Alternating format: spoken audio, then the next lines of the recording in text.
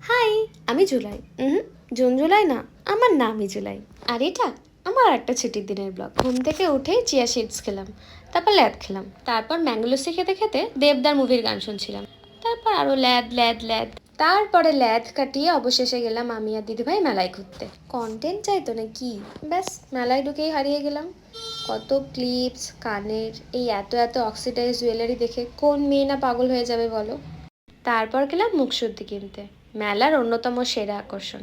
আর এই cute cute চাবি রিংগুলো দেখো, আমার তো খুব ভালো লেগেছে।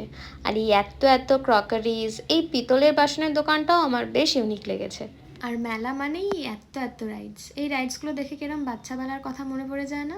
এক সেকেন্ড, এটা চলছে না কেন? ও, এই তো চলছে। ব্যাস, তারপর খাওয়া দাওয়া শুরু। পাপড়ি চাট, ফুচকা, আইসক্রিম, কত কিছু খেলাম। ও হ্যাঁ, বোনের সাথে দেখা হয়েছিল মাঝখানে। তারপর ভাবলাম আজকের ব্লগে আমি একটু নিজেকেও দেখাই, তাই জন্য আমার কিছু ক্লিপস তুলছিলাম আর পাশ থেকে ওরা আমাকে হাসাচ্ছিল।